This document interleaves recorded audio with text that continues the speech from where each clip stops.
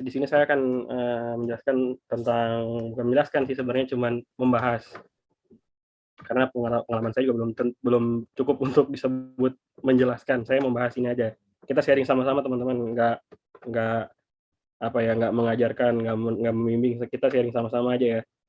Kita akan bahas tentang export procedure on shipping line. Nih, shipping line adalah, secara garis besarnya adalah perusahaan pelayaran itu pertama yang kita harus apa ya, harus definisikan, maksudnya kita harus apa, pelayaran tuh kita misalkan kita udah dengar kata-kata pelayaran tuh yang kita apa namanya, kita koneksiin. Kalau kita dengar kata pelayaran tuh apa sih sebenarnya? Pertama itu dia pasti perusahaan penyedia jasa. Jasa apa yang kita sebut itu? Pertama jasa pengangkutan, jasa peminjaman kontainer. Itu dua paling paling paling utama. Yang pertama jasa jasa pengangkutan itu adalah gimana kita mengirim kontainer dari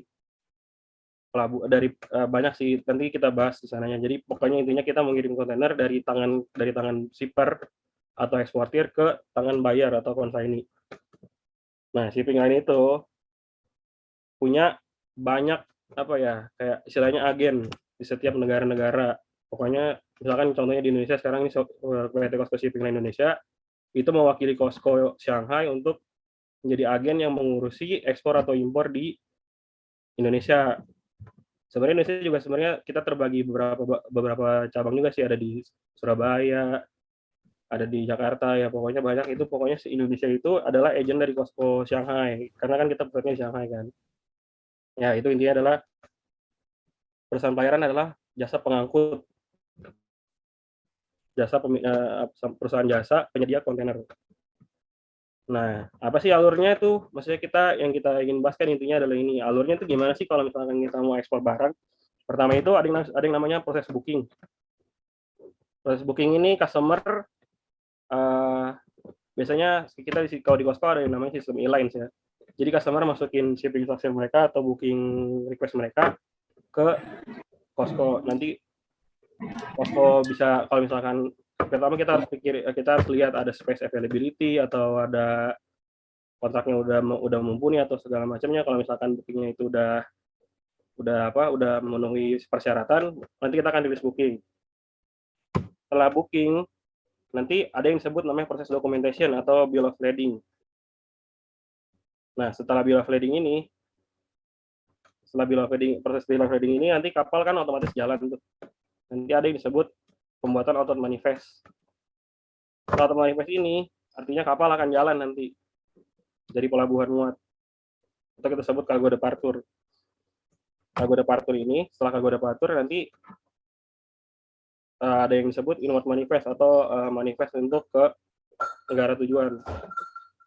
Kemudian terakhir adalah cargo clearance atau DO untuk pengeluaran barang di negara tujuan.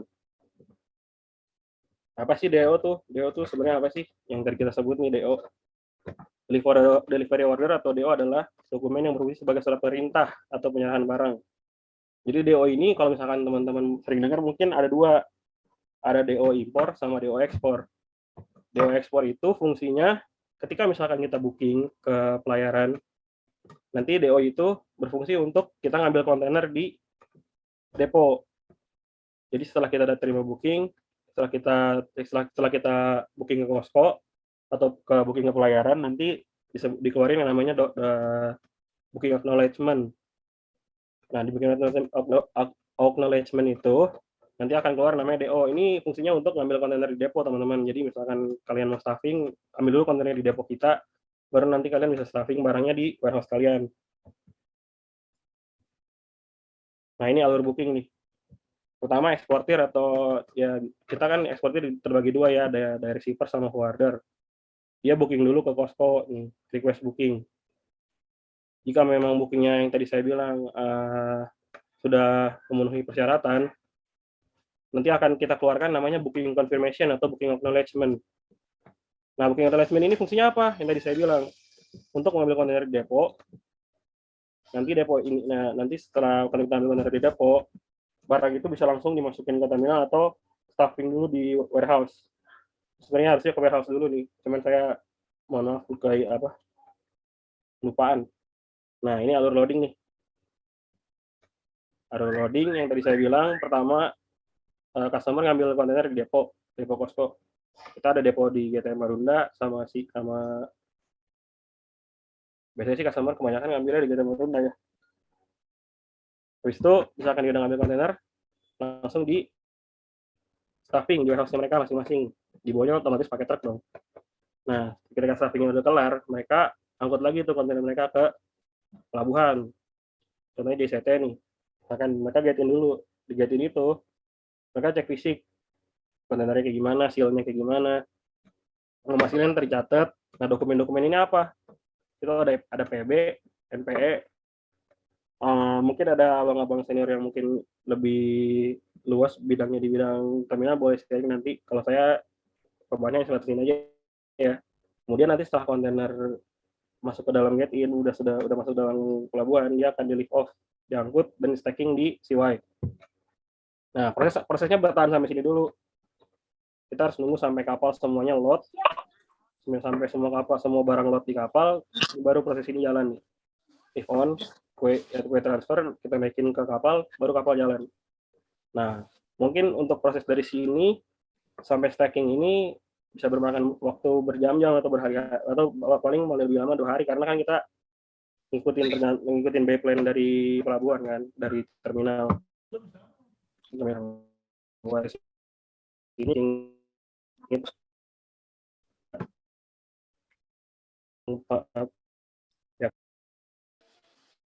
Nah, kemudian nih, setelah tadi pertama booking udah jadi nih, booking ini udah jadi, kontainer udah di stuffing dan lain-lain ini nih. Biasanya sih kita maunya ya, sebagai shipping line itu, kita tarik ya. Kita terima shipping instruction ini untuk biaya loading, datanya udah fix. Maksudnya nggak ada perubahan data lagi setelah customer kirim shipping instruction ini. Tapi kenyataannya dinyatakan tidak seperti itu. Jadi mungkin ada customer yang baru ngangkut kontainer di depo, dia udah ngirim SI, atau ada yang lagi udah stuffing ngirim SI, ternyata SI-nya nanti berubah. Ini kita bahas di sini. Gitu ya, pokoknya SI ini sebenarnya akan dikirim oleh customer sebelum cut off dokumen namanya. Cut off dokumen itu biasanya kita tentuin 2 hari sebelum kapal jalan. Jadi 2 hari sebelum kapal jalan itu kita udah harus terima shipping instruction dari customer. Nah, ini prosesnya. Shipping instruction itu shipper kirim ke kita via web kita namanya eLine Costco. Nah, nanti shipping instruction itu kita proses jadi bill of lading draft dulu, performa kita sebutnya. Setelah kita buat, kita kirim ke customer lah untuk bill checking. Nah, di sini proses akan ada pengalaman proses panjang nih. Kalau misalkan shipper langsung confirm oke, oh ya udah sesuai bill of lading-nya sudah sesuai dengan yang dia mau, langsung kita isu. Nah, tapi kalau misalkan dia ada revisi, misalkan oh ini tidak sesuai nih, ada barang-barang yang berubah, ada bersuat yang berubah, atau ada volume-volume yang berubah, ini kita kembalikan lagi ke dia revisi. Gitu juga prosesnya balik lagi nanti ke bill checking lagi sampai benar-benar bialnya oke. Nah, mungkin teman-teman ada yang nanya nanti gimana kalau misalkan bialnya nggak oke. Kita shipping line nentuin waktu 2 hari setelah kapal jalan itu, Costco ya, bukan shipping line. Kita kalau Costco itu nentuin waktu 2 hari setelah kapal jalan, kalau misalkan masih ada revisi, kita kenain mereka denda gitu. Jadi itu buat efek jerah buat customer, karena kan banyak aja customer yang misalkan perubahan data gini, oh kita kerjain terus. Nah, kalau misalnya kita ikutin kemauan mereka terus, kan nggak akan kelar itu dokumen. Sedangkan kita butuh juga buat auto manifest dan segala macamnya kan. Oke, lanjut. Ini bill of lading. Bill of lading itu suatu tanda terima penyerahan barang yang dikeluarkan oleh perusahaan pelayaran sebagai tanda bukti kepemilikan atas barang yang telah dimuat di atas kapal laut untuk diserahkan kepada importir. Fungsi bill of lading nih ada 3. 1, tanda bukti penerimaan barang. 2, tanda bukti kontrak pengangkutan. 3, tanda bukti kepemilikan barang. Nah, setelah kapal ini proses yang mendekati kapal jalan nih, setelah bial tadi drafting udah confirm oke, enggak juga sih sebenarnya, ada juga shipper yang bialnya belum oke tapi kapal udah jalan. Karena kita kan maksimal 2 hari setelah kapal jalan ya, masih bisa revisi bial. Nah, ketika misalkan asumsinya kapal udah mau jalan, ini nih yang kita buat auto manifest. Nah, data-data BL yang tadi kita buat, satu kapal ada berapa BL, misalkan satu kapal ada 200 BL. Kita kumpulin semua sama PEB-nya juga. Nah, kita submit tuh ke Bea Cukai. Bea Cukai akan cek nanti nih sama BP nama segala macam. Bener kan nih barangnya jumlah BL dan barangnya sesuai nih. Kalau misalkan sesuai, nanti mereka keluarin auto manifest nih. Auto manifest ini fungsinya apa sih? Kalau untuk customer nih, customer biasanya untuk bikin CO, untuk misalkan keperluan LC mereka, macam-macam lah. Nah, kalau untuk kita sebagai shipping, ini nanti untuk export declaration nih, ke transshipment sama POD. Jadi transshipment atau POD akan compare datanya nih sama data kita, data yang kita buat auto manifest. Misalkan akan nyampe di Singapura, transshipment kita via Singapura ya. Singapura akan cek nih, bener nggak auto manifest yang kita buat sama actual data BL dan kargo yang lot itu sama gitu. Jadi ini patokannya transshipment dan POD untuk ngecek barang sama BL of lading-nya. Nah, ini PB nih. PB itu apa sih? Nah, ini PB nih. Pemberitahuan ekspor barang, mungkin teman-teman udah tahu ya. PB, dokumen pabean ini digunakan yang disusun sama si Bea Cukai untuk pelaksanaan ekspor barang. Isinya antara lain nih, jenis barang, identitas eksportir, nama importir, NPWP, izin khusus, berat barang, cara penyerahan, dan HS code. Nomor HS yang tadi saya bilang nih. HS code ini biasanya yang nentuin, kalau misalkan dia shipment reguler, mungkin dia udah tahu HS code dia berapa. Jadi si Bea Cukai langsung akan nentuin. Tapi kalau misalkan HS code-nya belum ketahuan, biasanya Bea Cukai cek dulu di database mereka, oh untuk barang ini HS code-nya berapa ya, nanti Bea Cukai yang info. Nah, ini contoh ini nih, PB. Ini ada eksportir, ada penerima barangnya nanti, ini pembelinya siapa. Lanjut ya.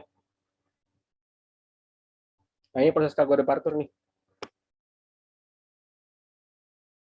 Jadi kita ulang dulu sebenarnya Bang Imam ya, biar teman-teman nggak bingung. Jadi di sini kita bagi 4 proses nih dalam kegiatan, kita bagi ke dalam 6 proses nih dalam kegiatan ekspor nih. 6 proses inti ya dalam kegiatan proses ekspor di shipping line. Pertama tadi booking udah, ini proses bill of lading. Sekarang kita ke bagian sekarang kita bagian cargo departure nih. Jadi kita untuk mudahnya memahami proses shipping ekspor di shipping line tuh kayak gini. Jadi pertama booking dulu, dokumen terus yang tadi BL, terus auto manifest. Sekarang kita di bagian kapal udah jalan nih. Ini proses ketika kapal jalan nih. Kita ada 2 metode ya. Ada yang namanya direct service, misalkan kita dari apa? Port of loading, misalkan Tanjung Priok ke Shanghai, berarti langsung. Atau ada juga yang transit, misalkan kita kirim barang ke USA, kita transit dulu di Singapura. Nah, baru kita nanti dikirim lagi ke dari Singapura ini kita ada yang namanya connecting vessel, di sini namanya feeder vessel, di sini namanya connecting vessel. Contohnya seperti ini nih. Ini nanti misalkan nih feedernya ke Singapura dulu nih, transit. Baru nanti kapal connecting ini jalan nih ke negara tujuan. Misalkan kayak tadi ininya port of loading-nya Tanjung Priok, tujuannya ke USA, New York. Ini nggak menutup kemungkinan nanti di tengah jalan juga transitnya double gitu, double transshipment. Tapi contoh kecilnya kita satu pakai single transshipment aja nih. Nggak menutup kemungkinan misalkan routing-routingnya agak jauh ke negara-negara tujuan yang agak jauh, itu kita nggak menutup kemungkinan transitnya bisa 2 kali, double connecting. Nah, kalau dari service udah dari negara asal cuma sampai negara tujuan tinggal sekali jalan. Ini yang short leg nih, misalkan Singapura itu paling dekat, udah dari Jakarta ke ini, atau Shanghai gitu, dari Tanjung Priok langsung ke Shanghai gitu ya. Nah, ini pembagiannya nih dari saya awal pengen bahas. Ada yang namanya shipment port to port. Port to port itu yang tadi tercantum di BL tuh, CY term. Jadi shipmentnya itu cuma di arrange dari apa, pelabuhan negara asal CY sampai ke CY negara tujuan nih, port of discharge. Kalau door to door itu dari eksportir nih, dari pabrik eksportir atau dari gudangnya eksportir nih, di arrange semuanya sampai barangnya sampai di pelabuhan negara asal, loading port, sampai ke POD, sampai juga ke si warehouse-nya buyer. Nah, ini proses yang hijau-hijau ini nih. Biasanya di arrange sama forwarding nih. Kalau belum punya, kalau misalkan mereka belum punya apa ya, divisi yang menangani proses tersebut, biasanya dia pakai forwarding. Mungkin banyak teman-teman alumni atau kakak-kakak yang kerja di forwarding yang pemahaman lebih jelas, nanti bantu share ke adik-adiknya, ke kita juga biar bagi ilmu juga buat kita. Nah, ini ada juga yang forwarding tugasnya cuma bantuin dari yang negara asal ke CY negara tujuan nih, POD. Jadi mereka dari POD ini ke bayarnya lagi, nanti ada forwardingnya lagi. Ada juga forwarding yang urus cuma dari port of landing. Oh ya, yang di shipping line itu cuma sampai sini doang. Nah, yang di kalau yang forwarding barang nyampe dari negara tujuan, dari negara asal, maaf, ke negara dia nih, negara tujuan dia. Baru dia nge-range ke pihak bayar mereka di negara mereka. Jadi ada 4 nih, port to port, door to door, door to port, sama port to door. Ya, ya. Nah, ini proses inward manifest nih. Ketika misalkan barang udah nyampe transshipment nih, atau barang udah dikit lagi nyampe ke POD sini, ada tuh yang namanya proses inward manifest. Nah, inward manifest ini dari mana sih? Dari auto manifest yang tadi kita buat. Sebenarnya sih bukan auto manifest aja sih, banyak, ada yang namanya loading plan, ada yang namanya shipping advice, segala macam. Itu nanti dikompil jadi inward manifest nih. Nah, ini fungsinya apa? Untuk memberitahu si pihak bea cukai POD ya, kalau ini barang-barangnya akan sampai nih. Oh, barang-barang yang akan sampai ini.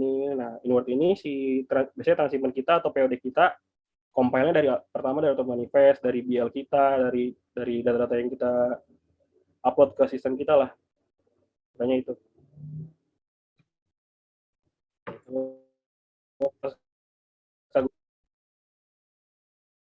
Ini memberikan info ke BL itu namanya notify party, bahwa barang mereka akan sampai nih di negara mereka sebentar lagi, di pelabuhan mereka, pelabuhan negara tujuan.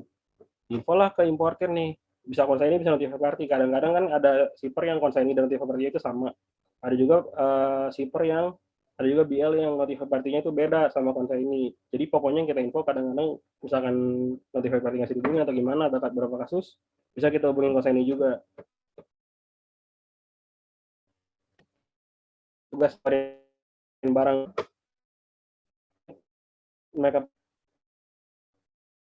sih, karena bukti kepemilikan barang kan, bukti untuk ngeluarin barang juga itu namanya bill of lading.